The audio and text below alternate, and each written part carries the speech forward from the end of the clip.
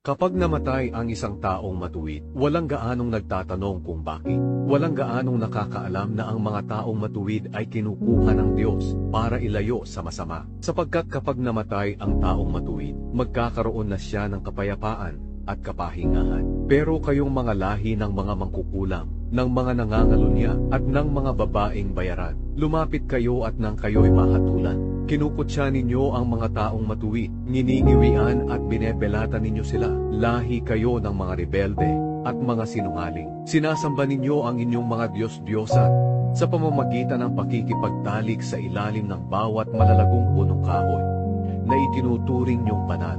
Inihahandog ninyo ang inyong mga anak sa mga daluyan ng tubig, sa paanan ng mga puron. Ang mga batong makikinis sa mga daluyan ng tubig ay ginagawa ninyong Diyos at sinasamba sa pamamagitan ng paghahandog ng pagkain at inumin. Hindi ako natutuwa sa ginagawa ninyong iyan. Umaakyat kayo sa mga matataas na bundok at naghahandog ng inyong mga handog doon at nakikipagtalik. Inilalagay pa ninyo ang mga ribulto ng inyong mga Diyos-Diyosan malapit sa pintuan ng inyong mga bahay. Itinatakwil ninyo ako para kayong babaeng mangangalunya na nahiga sa malapad niyang higaan at pumayag na sumiping sa kanyang kalaguyo. Gustong-gusto niyang makipagtalik sa kalaguyo niya. Talagang nagpapakasawa siya sa pita ng kanyang laman. Pumunta kayo sa Diyos-Diyosan ninyong si Molek. Marami ang dala ninyong langis at pabango. Nagsugo pa kayo ng mga tao sa malayong lugar para maghanap ng mga Diyos-Diyosang sasambahin ninyo. Kahit na ang lugar ng mga patay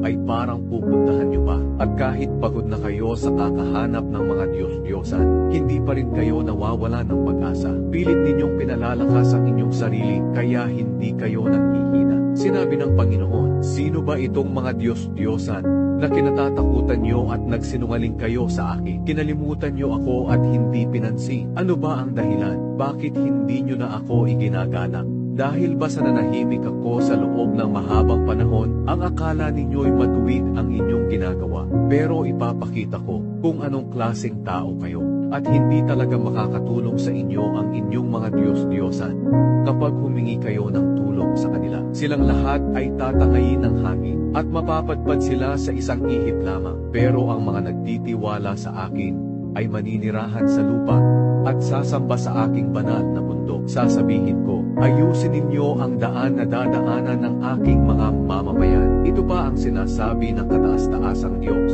ang banal na Diyos na nabubuhay magpakailanman. Nakatira ako sa mataas at banal na lugar, pero nakatira rin ako kasama ng mga taong mapagpakumbaba at nagsisisi para sila'y palakasin ko. Ang totoo, hindi ko kayo kakalabanin o uusigin habang panahon. Dahil kung gagawin ko ito, mamamatay ang mga taong nilikha ko. Nagalit ako dahil sa kasalanan at kasakiman ng Israel, kaya pinarusahan ko sila at itinakwil. Pero patuloy pa rin sila sa kanilang kasalanan. Nakita ko ang kanilang pag-uugali, pero pagagalingin ko sila. Papatnubayan ko sila at aaliwin ang mga nalulungkot sa kanila. At dahil dito, magpupuri sila sa akin. Ilalagay ko sila sa magandang kalagayan. Sa malayo man o nasa malapit, pagagalingin ko sila. Ako ang Panginoon, ang nagsasabi nito. Pero ang masasama ay walang kapayapaan. Para silang alon sa dagat na nagdadala ng mga putik at mga dumi sa dalampasigan. Ang taong masama ay hindi mabubuhay ng payapa. Iyan ang sinabi